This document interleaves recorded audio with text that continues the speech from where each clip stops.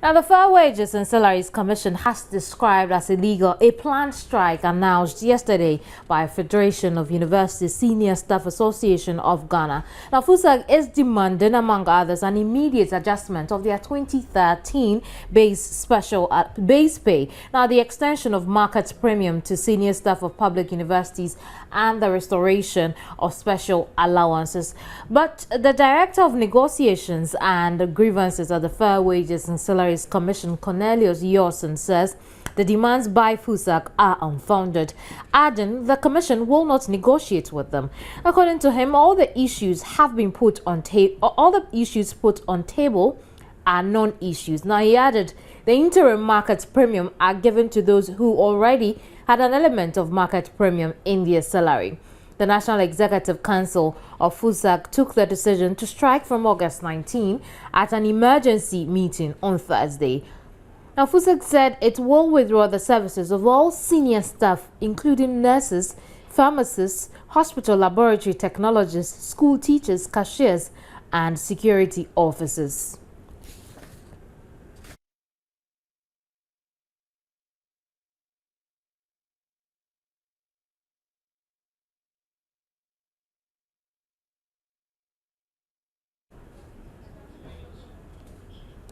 And joining me by telephone is Public Relations Officer of the Fair Wages and Salaries Commission, El Ankra.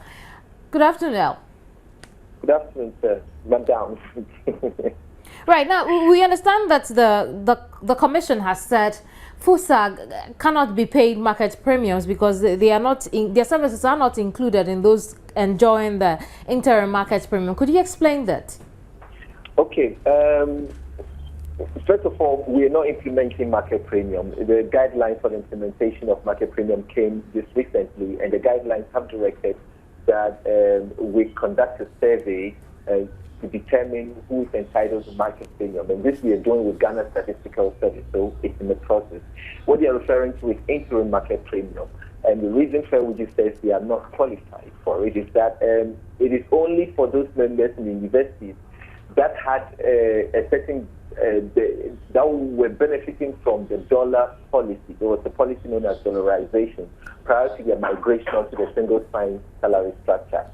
So it was only those who were benefiting from the dollar policy that benefited from interim market premium. Whoever wasn't part of the dollar policy does not get market premium. That's why we are holding that position. All right, I'm going to have you hold the line. Emmanuel Eshong is also General Secretary of FUSAG, and he's joining the conversation. Hello, Emmanuel. Hello. Right, so if you're not entitled to the interim market premium, why are you requesting for it? Hello. Emmanuel. Yes. Right, I'm asking, if you're not entitled to the interim market premium, why are you requesting for it? We are not entitled for interim market premium. Hello, I can't hear you. Yeah, that's what the Fair Wages tell us. Who are entitled for that?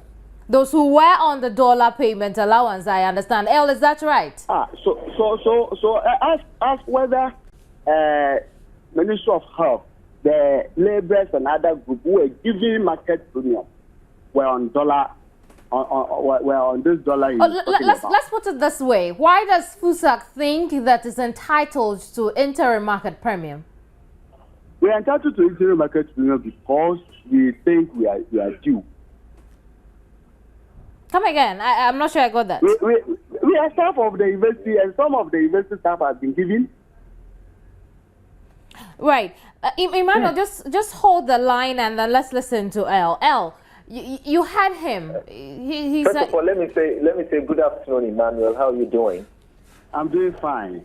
Great. Now, this is it. Sometimes the issues we have with some of these groups is that they are not looking at what is on their plate. They are looking at what is on some other person's plate. Those in the health sector talking about, he's referring to had a certain, were enjoying a certain level of premium prior to their migration onto the single spine.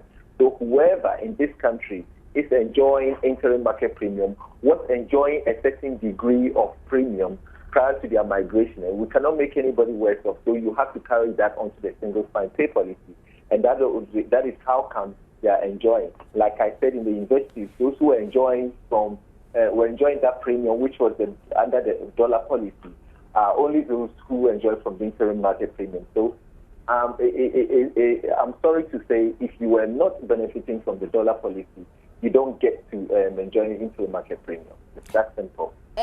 Emmanuel, is that reason enough for you to back down now on your demands? Yes, we're also enjoying market premium. Well, we're receiving 50% special allowance. We're receiving 15% special allowance. Well, so if you're giving the other group, yeah. 15% special allowance is not dollarization. We're talking specifically about dollarization. No, what I'm saying is it only dollarization? In any case, all other. Remember when we met here at the Salaries Commission, the director made it absolutely clear that all those other allowances were consolidated into the salaries prior to their movement onto the single spine. If there are any other allowances that may be identified as categories 2 and 3 allowances, then we are yet to get to that phase of the single spine pay policy. Right. Those were made clear as whole, and it's in the communique, which is available on our website. Otherwise, if it's a category 1 allowance, it's already been consolidated in the salary, and it was made clear to FUSAC at the meeting. Emmanuel, did you know this? Yes. Emmanuel, did you know this? Did you have this information? The Fair Wages and Salaries Commission hasn't given anybody allowance when we started implementing the single spine. It given to NAS and NAGAS. They were taking professional allowance. You changed the name. So why can't you do the same thing to the university? Right. We don't want to set more examples, but there are more examples. If you are telling us that we should wait for category 1 and 2 and 3 negotiation, then another question is, why did they consolidate our category 4 allowance, which is the utility allowance? It's total discrimination. That's the reason why we are saying that we can't sit down for us to be cheated. So it's talking about dollarization. What about that example I've given? Right. So, L, let's look at it this way. This 50% special allowance that Emmanuel is talking about, which category is it in? Well, like I said, most of these allowances have been consolidated into their salaries. If they were identified as category 1 allowances, they have been consolidated, and we all came under that agreement prior to their migration to the single spine. If there are any other allowances which may be called category 2 and 3 allowances, you just have to wait till we go through that phase. The fact that some other groups are enjoying interim market premium does not mean whatever allowance you have must also be converted into interim market premium. There are technicalities. Each of those allowances are placed under certain categories, and that's how they are equated. Let me wrap up with you. What now? The fair wages is, you know, the matter at hand. You're demanding interim market premium, which according to you, they may not exactly have issues as far as that is concerned. How do you intend to deal with this? Because they are threatening to take industrial action. The point is that Fair Wages and Salaries Commission, we are only mandated to deal with salaries. We are not mandated to manage strike action. So unfortunately, we will not be able to do anything about their strike action. And you know, the policy does not say that when anyone is on strike action, you adjust the policy to suit their demands. So unfortunately, we cannot manage strike action. In any case, their salaries are getting in their bank account every month. It's not like your main salary is not coming. Their salaries and all other benefits and allowances are hitting their bank account at the end of every month. How they get to go on strike and get students to suffer as a result of allowances, it's a little baffling to us. But then, like I said, it's unfortunate that National Labour Commission becomes the one in charge of this strike action. Right. Thank you very much, El, for your time. But Emmanuel, yes, you've heard from the fair wages. Yes. Hasn't your salary transformed in any way that you could probably, guess that your 50% special allowance has been consolidated into it, as he explained? That's what I'm saying, that if once one has changed the name, why should other ones should be consolidated? So if you are talking about, he is saying that there are technicalities. We are waiting for the technicalities. They should tell us the technicalities they used to consolidate the other one, and the technicalities they used to consolidate ours. Then we will see. So if you're talking about Labour Commission, we are ready for Labour Commission to call us. Then we will sit down with them. Then we will explain things, whether they are been fair to us. Right. Now, how long before your industrial action? How long? Yes. I mean, when do you intend to put down your tools? Until our agreements are addressed. We can't do anything until our agreements are addressed. Now, what I'm asking is, have you embarked on this action? Or you have given an ultimatum? And I'm asking, how long? How long? We are giving up to Monday. We will start the industrial action. Right, right. But have you heard from your employers? Because, like Elle explained, really, the Fair Wages and Salaries Commission is not the first hand when it comes to negotiations of salaries. What have your employers told you? Yes, the letter, we sent a communique to our employers, and the media intercepted the document and they are using it. And if you have intercepted it, I can't say that I won't speak to it. So the letter was addressed to our employers, the Executive Secretary, Vice Chancellor Ghana. Right. Copy to and what have they said? What's been the response? So we met only yesterday. We sent it to them through their mail, and this morning we have given them the hard copy. So we are waiting for them. But the media intercepted the document. That's why it's on media. But quickly though, Emmanuel, wasn't FUSAG at the high-level forum in Ho? Hello? I'm asking, hello? did FUSAG make a representation at Ho when we were discussing the sustainability of the single spine and you know, all the union groups were there? Wasn't FUSAG there? We were there. That doesn't mean that, because this time we've sent it long ago. It's not only yesterday we are sending it. So if you are going what was the outcome of discussions around your special allowance in Ho? Which allowance are you referring to? The fact that you feel you because the special allowance has been taken away, you want to enjoy the interim market premium. Yes. Did you have any discussions of that sort in Ho, and what was the outcome? No, Ho is not for sure. It wasn't that forum. We wrote to Fair Wages and Salaries Commission. They called us. We didn't finish, and 3 months they haven't called. That's the reason why we have. It's not the issue of Ho meeting. Right. Thank you very much, Emmanuel, for your time this afternoon. Emmanuel Ashan is General Secretary for FUSAG. We spoke earlier also to El Ankra, his Public Relations Officer of the Fair Wages and Salaries Commission. But away from salaries and its negotiations, the idea of an impending exam often tends to put students on edge, making them anxious about how they will fare. But that is not the case of visually impaired students of Adidome Senior High School. And despite their situation, they are upbeat about their chances and the opportunity to perform better than their sighted mates.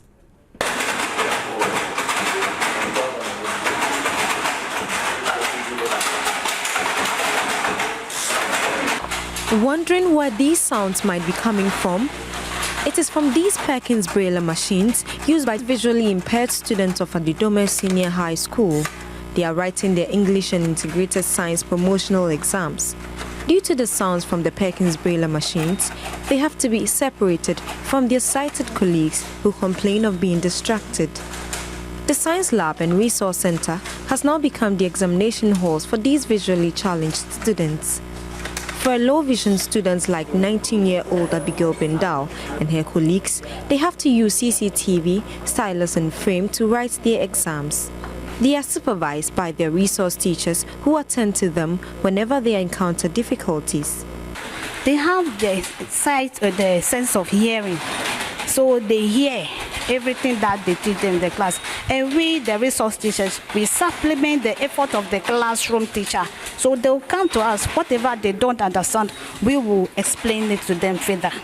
The same questions are set for both sighted and visually impaired students. They compete equally in terms of the number of questions they are required to answer per subject. When we take it socially, it is not easy, but with God it is easy. And here it also goes that hard training, easy battle. So at first I thought I can't do nothing at all. And my parents too, they don't allow me to mingle with the society. because in the whole family we have 5 visual impaired in the whole family, so they don't like us to get out at all. So through that we heard of school at Tabakoduma. We joined the school. Then God being so good, things are normal. I can read, write and speak a little bit English. The only thing that sets sighted students from their visually impaired colleagues during exams is the number of hours granted them. If sighted students are given 2 hours to complete their exams, their colleagues visually impaired ones are given 3 hours to finish their work. Some of them academically perform better than sighted colleagues. Some of them, when there's a moving vehicle or any moving thing, their attention is shifted to see that thing. But for us, we are focused. So whatever the teacher is teaching, we do take it early. And ours to do with memory. We memorize the thing to copying it. When the teacher is dictating or teaching, we memorize it. Then we take it from there. But they will copy it down before they come and sit with it. At the Dome Senior High School, along with Mauli School, Okwapeman and Ghana National School, among others, are the few senior high schools that admit visually impaired students. They require special attention, hence resource teachers have to take time to explain things to them to understand. They believe education is the way for them to become meaningful citizens of Ghana.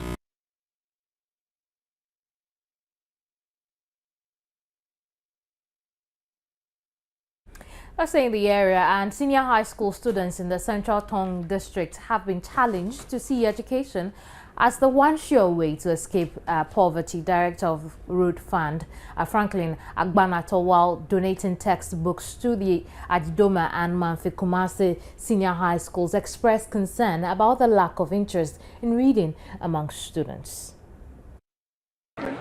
The Road Fund director, a native, said the books, valued at 7,000 Ghana cedis, is his contribution to education in the area and hoped it will help to inculcate the habit of reading and broaden the students' knowledge. I have observed many young ones, after finishing their senior secondary school, they approach, we want a job. Can you help us get into a higher school or a higher climb up the higher educational ladder? And when they bring their results, it is nothing to write home about. So we realize that if this is what is coming out of the schools, then there is a problem. We will have a lot of youth that will have passed through second cycle schools but will have nothing to continue their education with. So I was motivated and think that providing them with books will help solve one of these problems. The headmaster of the Adidome Senior High School, Elias Kweku Avo, promised the books will be put to good use while calling on other organizations and individuals to help them. Mr. Agbanato also donated textbooks worth 4,800 cedis to the Mafi Kumasi Senior Technical School, which he said had put in a request for assistance. The headmaster, Ahiaklo Kes Kweku Mensa, noted the textbooks have come at a time when the school needed them to boost effective teaching and learning. He called on the students to reciprocate the gesture by improving their academic performance. Let's go back to our teachers, and base pay negotiations for them and other unions are still ongoing 8 months into 2013.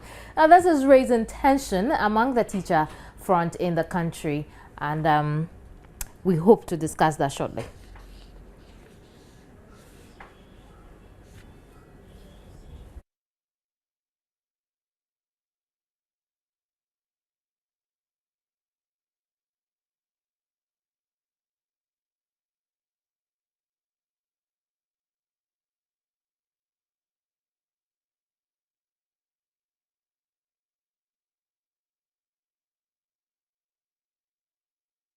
Now, on the telephone is Benjamin Ose. He is in charge of salaries and conditions of service at the Ghana National Association of Teachers and that.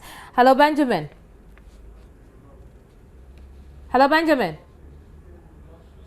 Well, we have lost Benjamin there. I would put in efforts to raise him again. When we do, we'll find out how their members are dealing with 8 months of no base pay negotiations. But moving on to some politics, so Uzwe has complied with the Supreme Court's directive to render an apology on the same platform on which he made the contemptuous comments he was found guilty of. Speaking on Oman FM, Uswefriye, popularly called Sir John, said he was very sorry for his comments and regrets his actions. He was found guilty by the Supreme Court of intentional criminal contempt on Wednesday, August 14, and was fined 5,000 Ghana cedis or 6 months imprisonment if he defaulted. Sir John singled out Justice William Atuguba and profusely apologized to him, admitting that he goofed in his statements and also promised the entire nation that he would be of good behavior.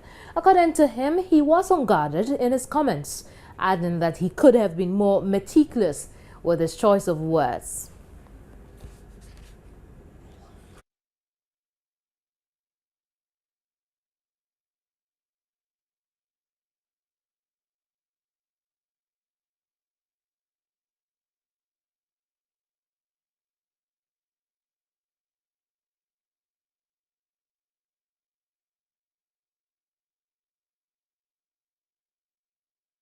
So Benjamin Osei is director in charge of salaries and conditions of service at NAT, and he's joining us by telephone to help us understand their issues. Hello, Benjamin. Benjamin. Hello. Right, if you can hear me, 8 months into 2013 and still no deal on base pay negotiations.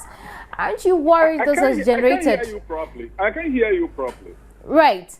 Now it's 8 months into 2013. It's August 2013. Pretty soon December will be around the corner. The lines are so bad. I can't hear the line is a bit patchy. But how worried are you about the fact that 8 months into the year there has been no deal on the base pay? Thank you for thank you for inviting me. But let me first of all greet all your listeners. And to also mention that it is becoming worrying, getting to almost the end of the year, and we haven't finished discussing the base pay. It is something that one does really not understand. And the earlier we finish working on it, the better for everybody. Right. So I mean, it's very worrying. Right. How far were discussions so far, as far as the base pay is concerned? Well, we were at the negotiation table when the Minister for Finance said they were going to U.S. to deal with the Eurobond. And as soon as he returned, he was going to have a meeting with organized labor. Just yesterday, I had a letter from Fair Wages and Salaries Commission summoning organized labor to the negotiations table tomorrow in the morning, Tuesday in the morning. Very well. So that is where we are now. Right. And so tomorrow discussions will be around getting an answer immediately, or we're going to look at the base pay. We are equally going to look at how we are going to get the arrears from January to the time that they will pay the base pay, or how it's going to be done. We also have outstanding issues on categories 2 and 3 allowances, which we have to discuss. So these are the issues that are on the table. Let's look at this. The Eurobond is in, and while you were at the table, it was given as an excuse to call off negotiations for a bit. Do you intend? What kind of pressure do you hope to put on the employers to negotiate the base pay and have a deal? We were meant to understand that they were going to look for money by selling the Eurobond. But there was no agreement that is the Eurobond that is going to be used in paying the salaries of workers of the public sector. Right. It was something that they were going to look for, and because of their absence, we decided that we should wait when they come. We will sit down and talk about the base pay and other relevant issues. So that's all what I know about the Eurobond. Right. Now, there's no denying that members of your association are not happy about the fact that they still do not have a concrete deal on their base pay. What is the association doing now that the schools are on vacation? What is it that the association is doing to make sure that these teachers go back to the classroom and do not embark on any form of industrial action? Yeah, as part of organized labor, we have made our position known to our members that as soon as the base pay is determined, we will come back to tell them the level of the base pay. And when you are at the negotiation table that have not concluded, you cannot go back to your members and say that we are at this percentage, government is also at this percentage. That may not be the information that they need. So anytime we meet them, we tell them that this is it. But we make it clear to them that no matter the date that we arrive at conclusion, the effective date for the payment will still be 1st January 2013. And therefore, we will not compromise on that. That is something that we have always been conveying to them. Right. Thank you very much, Benjamin. We'll get back to you for an update on the meeting for tomorrow between yourself and the other stakeholders. Right. Thank you very much. Benjamin Eshan is Director in charge of salaries and conditions of service at the Ghana National Association of Teachers. In case you just tuned in, we've been discussing the base pay negotiations for teachers and other unions. Now, 8 months into the new year 2013, there is no concrete deal on exactly what the base pay for these teachers, and as we understand, it's not just teachers but other unions as well. Pretty shortly we should have Ernest Opoku, he's president of Coalition of Concerned Teachers, join us in the studio. When we do have him, we will find out from him exactly their concerns. In the meantime, let's take a quick break. When we return, we'll do some more stories.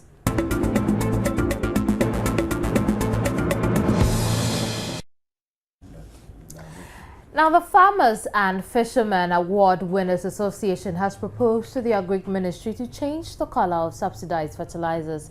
Now, these fertilizers are often smuggled to neighboring countries or hoarded for sale at rip-off prices. The sustainability of the fertilizer subsidy program initiated in 2008 to help farmers increase fertilizer usage and productivity is under threat following uncertainties about financing if the current World Bank support for the program dries up. Government has steadily increased subsidies on fertilizers from a little over 43,000 tons at 20 million Ghana cedis in 2008 to 173,000 tons at 117 million Ghana cedis. That's at 2012. So a total of 180,000 tons is expected to be subsidized this year for farmers.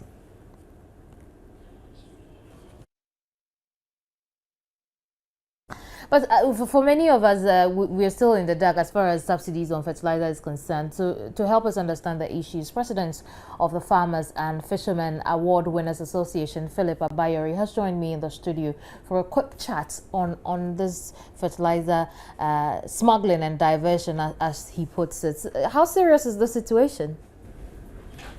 Yeah, there are a lot of difficulties so far as the subsidy is concerned, though the subsidy is a very good thing because we had complained to our government over the years that other countries are subsidizing and we are not receiving the needed subsidy.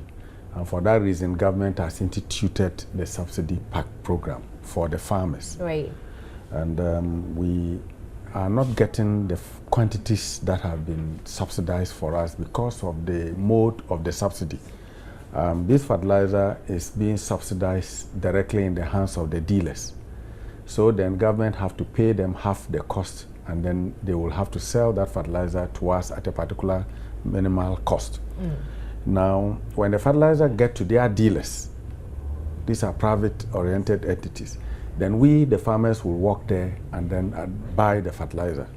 But we started with the coupon system, and then they said it was not efficient, and then it has to go to a way bill system. Now, in this way bill system, what happens is that the fertilizer gets there, and then the farmers will go, and they will tell you only 1 truck has come. It can be 10 trucks. Then they can tell you that the 9 trucks is their own fertilizer, because the fertilizer is labeled in the same company's names. So then it is difficult for us to challenge, because if the fertilizer color was different, and then an embossment, government subsidized fertilizer, then we can say, look, in these bags are the subsidized one. But because of that, we are not able to police the fertilizer. So then we have to buy the fertilizer at a higher cost. Which is what you have described as diversion. Yeah, because the fertilizer, we should get total 100% of the subsidized fertilizer. And that has also been a source of worry. And we do not want this subsidy to be jeopardized. We think it is a good thing. Even if you look at the subsidy, it is only 10% of total national average that is being subsidized, because we have 5.3 million hectares of land under cultivation in Ghana. And if you look at the subsidy, it forms only 483,000 hectares, which is about 10% of the total need. So the subsidy need to be increased at least to reach enough acreage. By doing this, we think that there should be, a collaboration between the Ministry of Food and Agriculture and the authorities and the farmers, because we are subsidizing it for us. We should be involved from day one to the end. Right. So we are proposing that in the National Fertilizer Subsidy Committee, we should be on board. And then there should be regional subsidy committees and then district committees. What will happen is that the total fertilizer that is being subsidized will be known in the national, and we will inform our regional representative the movement of the fertilizer, each region, what quantity is going, when the fertilizer will leave Accra, and when it will arrive. We'll sensitize our members to be there to make sure that they get the fertilizer. Then in policing the fertilizer, because if the coat of arms and then written that government subsidized fertilizer is on the bag, and the content is also having a different color from what they have already been selling, then it's also empowered us. If they are trying to prevent us to buy the fertilizer, we can call the security agencies in. But for now, it is a blanket system for a lot of malpractices, and which we believe that as farmers, if we don't come in to complain, we may be losing out, and then our government may be doing well for us, and we are not benefiting, and we are quiet. Speaking of losing out and the fact that farmers cannot benefit from, the thing is for us. Tell us how it affects farmers, really. You see, cost of production in one way or the other, fertilizer prices are high, and if government has come in to subsidize, what will happen is that it's reducing the cost of production to allow us to be competitive. Because we are in a global world, whatever we produce, whether it is rice or tomatoes or anything that we produce in the country, should be at a minimal cost, which should not be above the world market price. But then in other ways, because we do not get this support, our production cost is always very high, whilst in Europe and other countries which are putting products in our countries, they are subsidizing. In some part of the sub-region, they are also getting subsidies. So that necessitated these particular subsidies, and I think we should police it very well and ensure that it gets to the farmers, so that the nation will benefit what derives from the subsidy. Another point of it is that the subsidy should be directed in a way that it goes to what we call food security crops. Now the subsidy is broadly applied to any crop, but we need to get to a point that the subsidy should be applied to food security crops, and even targeting crops that we are importing. You know, if you look at rice, we are importing so much rice. Each thing that we are importing into the country, so that it will cushion the reduction and also make cost of the food affordable to the workers and the populace of Ghana. Right. So what you're saying is government, essentially, instead of just subsidizing any kind of fertilizer, they should pick certain crops and then... No, the fertilizer subsidy is now currently they subsidize, and it goes to rubber plantation. It also goes to palm oil and etc. These are exportable crops, and they are cash crops that at least they are not food security crops, and they are not under threat in our list of daily diet. So for that reason, we should target the fertilizer to the crops that definitely will, we have, food security needs. That will be beneficiary to the country. Is that an end in itself? It is not an end. It should get to a point that we, the farmer-based organizations ourselves, are empowered to be able to import our own fertilizers, to be able to distribute our own fertilizers. In that case, the margins that are being put in the fertilizer, which makes it because subsidies cannot be 100% sustainable. After some time, if you don't have money, you may not be able to subsidize. Currently, the support is coming from the World Bank. If in any case it comes to a point, it has happened before, where in 1986 our subsidies were withdrawn totally from and then the agriculture sector collapsed. Are we getting the same signal now? Yeah, if we we are not getting the subsidies even total, I mean, that we need. Because if we need to get the full subsidy, then government should be subsidizing 37 million tons of fertilizer, not 170,000. Because that is our total fertilizer need. So you realize that the subsidy is just the beginning of it. We need to improve and increase it. Right. But for now, we need to ensure that the farmers are empowered to be able to do other things to reduce the cost of production. Right. Unfortunately, we would have to end our conversation here for the sake of time. But thank you very much all the same for your time this afternoon. But let's quickly move on to some other stories. And the National Disaster Management Organization is expected to start distributing relief items to some 500 persons who were displaced in yesterday afternoon's rainstorm in the Upper West Regional Capital, while a severe rainstorm on Thursday rendered over 500 people homeless in the region. The downpour, which lasted 3 hours, also destroyed and washed away properties believed to worth millions of Ghana cedis. Here's a report from Rafiq Salam. Well, let's go over to the telephone and talk to Rafiq Salam. He is in Wa. He's our regional correspondent. He's joining us with an update. Hello, Rafiq. Hello, Camille. What can you tell us as far as distribution is concerned? What's the latest? A couple of hours ago, the Upper West Regional Minister, Dr. Ifem Abia, in the company of the national coordinator of the regional coordinator of the National Disaster Management Organization, Alhaji Bawa, visited some affected sites and then also to interact and also to dole out relief items to some of the affected victims.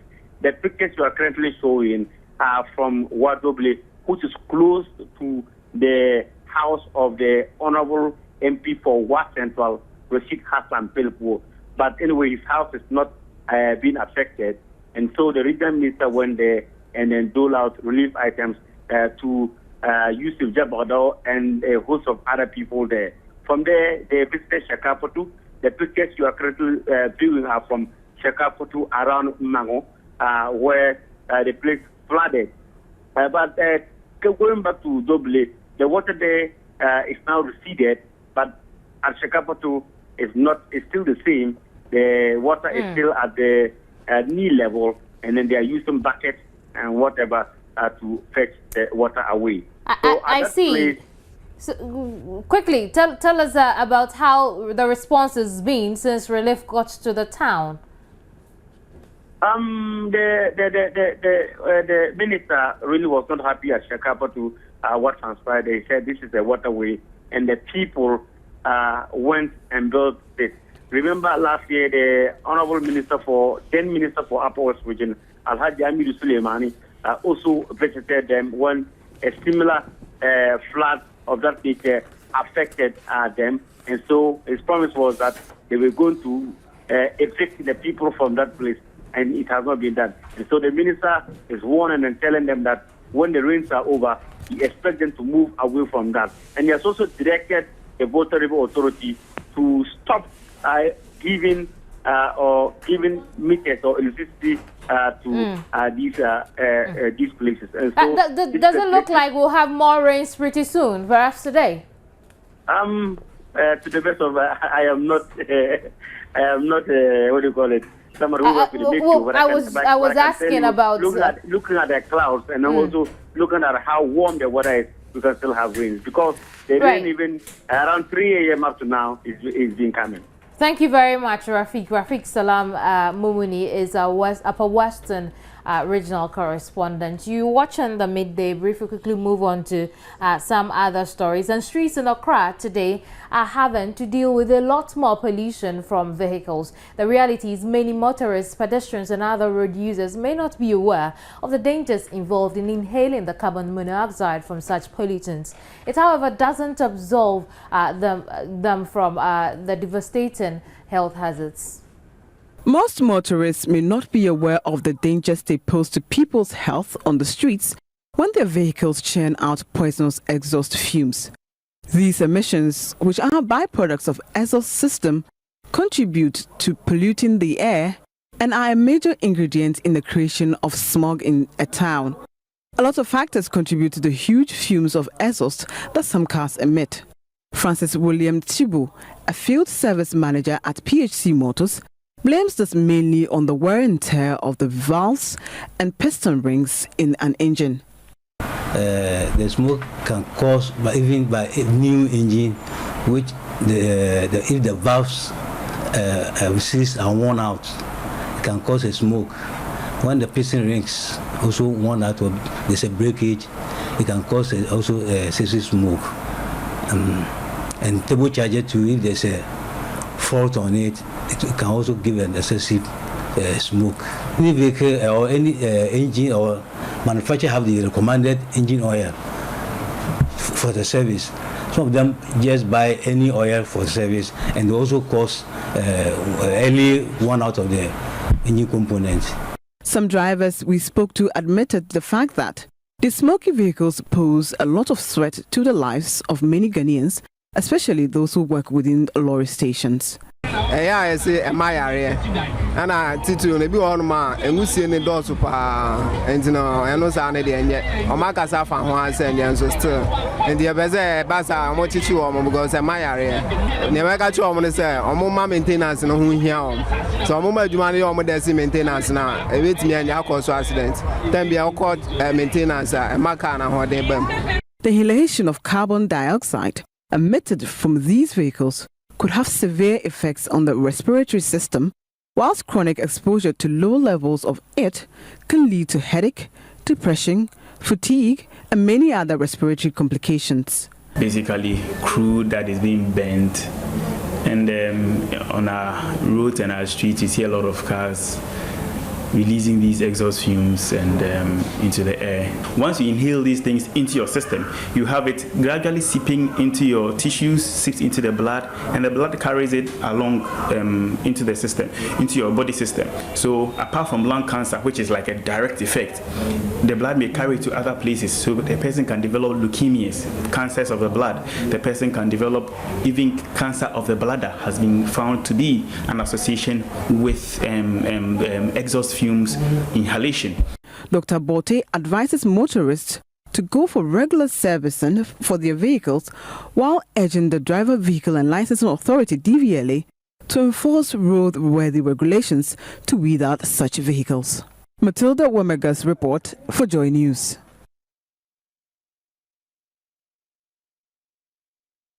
Let's go across the globe now for some international news and make a first stop in Egypt, where the capital Cairo is poised for renewed protests by supporters of ousted President Mohamed Morsi. They are expected to take place 2 days after authorities broke up Muslim Brotherhood protest camps in Cairo, with a loss of at least 638 lives. Morsi's supporters plan to converge on central Ramses Square from City Mosque after a state of emergency is in force, and police have been authorized to use live ammunition in self-defense.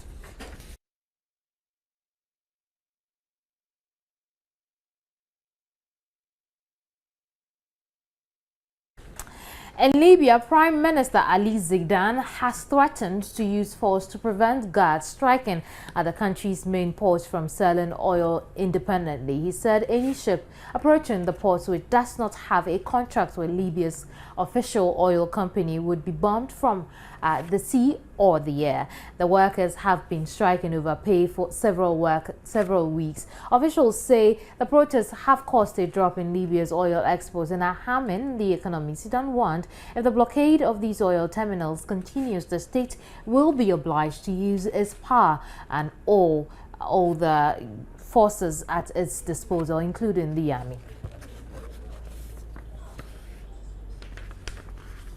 That's it for the segment. Up next is sports.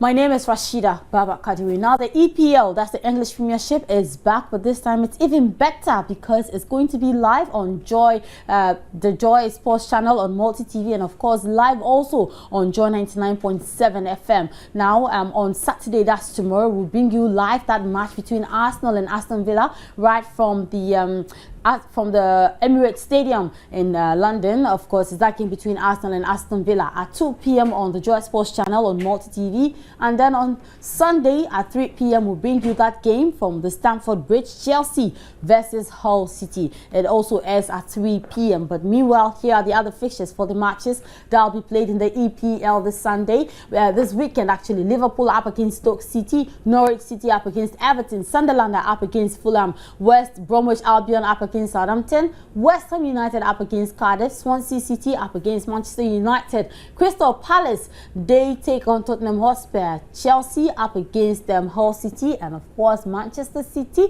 with that big first test against Newcastle United. Now we'll go straight to Spain and see the La Liga also, which is in full swing this weekend starting tomorrow. Here are the fixtures. Real Sociedad up against Getafe, Real Valladolid up against Atletico Bilbao, Valencia up against Malaga, Barcelona, they host Levante at the Nou Camp, Osasuna are up against Granada, Real Madrid, they host Real Betis, and then we have Sevilla up against Atletico Madrid, Rayo Vallecano up against Elche, Almeria are up against Villarreal, and then coming up also we have Celta Vigo up against Espanyol. Now to the German Bundesliga we go.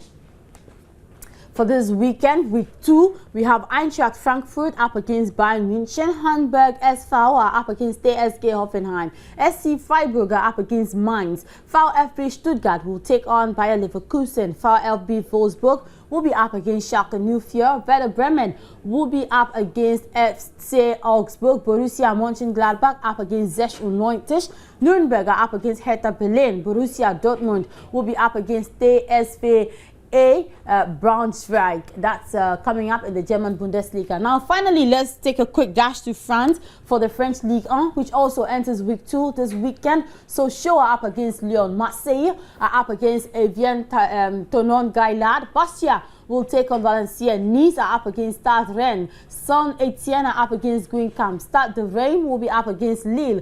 Toulouse will take on Bordeaux. AS Monaco, they take on Montpellier. Lorient are up against Nantes. And then finally, Paris Saint-Germain, they will be up against AC Ajaccio. Those are the fixtures for the various leagues that are upcoming this weekend. Now let's do a bit of tennis. Let's go to Cincinnati, where the ATP World Tour is ongoing. But 2 consecutive breaks from the German veteran left Federer trailing at 5-1 before Haas served out to take the first set 6-1. A first game break for Haas in the second looked to further unsettle the world number 5, but a break for Federer in the 8th saw the Swiss ace wrestle back the initiative to make it 4-all. Now in the ascendancy, Federer again broke Haas as he went on to a 7-5 win. With the FedEx Press turning up the dial, a break in the 8th game with the set going to serve proved enough to tip the scales in the favor of the incumbent champion. Looking to make his 3rd consecutive final at the Cincinnati Masters, world number 1 Novak Djokovic took on Belgium's David Goffin. In only their second encounter, Djokovic took control of the match, claiming 2 out of possible 3 break points, dropping only 3 games. That's all for sports. The news continues after this break. Do stay on. There's many thanks for your company. Just before we go, just a few of your messages on our social media platform, especially Facebook. We've been asking if indeed FUSAC should go on the strike as warned. And Jasper Delado Gailey says strike isn't the best way of dealing with workers' dissatisfaction. Why not an amicable dialogue? Don't they consider those who will be affected by the strike? Let's wake up and stop all these unnecessary strikes and go back to work. Bolo Emmanuel said, let us beg them back to work because Ghana is so much in crisis to pay all its debts. But here's a quick one from Richard Boahene Ajimai, who's asking why they will not resign instead. Many thanks for your comments. You can do same. Joy News on TV, Facebook at Joy News on TV, on Twitter. My name is Kemini Nyamani Amano. A quick recap of our headlines. And Fair Wages and Salaries Commission describes as illegal a planned strike announced by the Federation of University Senior Staff Association of Ghana, FUSAG. Thanks for your company.